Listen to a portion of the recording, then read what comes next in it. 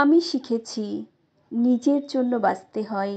আমি জীবনে অনেক কিছুর ভিড়ে হেঁটেছি, অনেক মুখ চিনেছি, অনেক কথা কানে এসেছে, কিছু সরাসরি, কিছু ফিসফাসে। প্রথম প্রথম খুব লাগতো, ভেতরটা যেন কেউ কুচি কুচি করে ছিঁড়ে দিত। চোখের সামনে হাসি, পিছনে বিষ, এই দ্বিমুখী আচরণ আমায় অবাক করত। আমি ভাবতাম, কেন? আমি তো কারো কোনো ক্ষতি করিনি, আমি তো সবাইকে আপন ভেবেছিলাম। তারপর একদিন বুঝলাম, সবাই আপন হয় না, সবাই আপনার ভালো চায় না। অনেকেই অপেক্ষা করে কখন আপনি হোঁচট খাবেন, কখন আপনি ভেঙে পড়বেন, যাতে তারা আড়ালে দাঁড়িয়ে নীরবে আনন্দ ভাসতে পারে।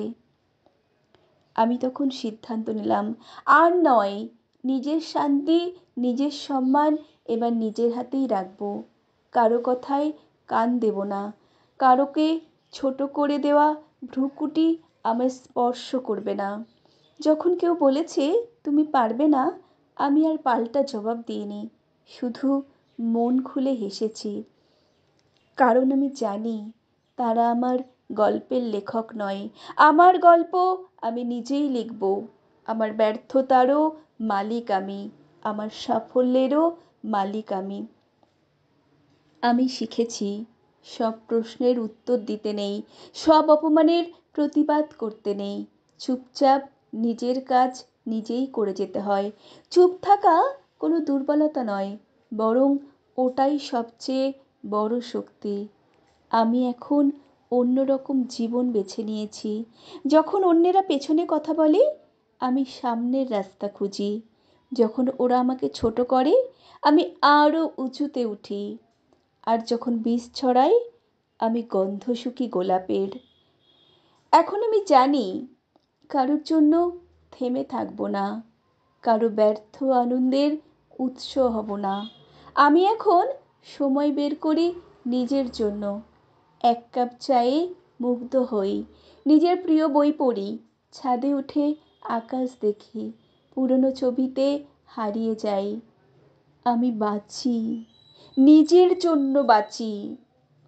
আমি শিখেছি কিছু সম্পর্ক ছেড়ে দিলে জীবন হালকা হয়, কিছু তিক্ততা মন থেকে মুছে দিলে নিঃশ্বাস গভীর হয়। সবাইকে সাথে নিয়ে চলা যায় না, এটা মেনে নিতে হয়, কারণ জীবনের পথে একাই হাঁটতে হয়, নিজের ছায়াকে সাথে নিয়ে। আজ আমি কৃতজ্ঞ সেই সব আঘাতের জন্য, যা আমাকে ভেঙে না দিয়ে গড়ে তুলেছে, সেই সব একাকিত্বের জন্য, যা আমায় নিজেকে ভালোবাসতে শিখিয়েছে। আমি এখন জানি আমি কারো প্রমাণ নই, আমি কারো গল্প নই, আমি নিজের গল্প, নিজের সৃষ্টি, নিজের শক্তি। সংগৃহীত, কণ্ঠে আমি সুমিত্রা।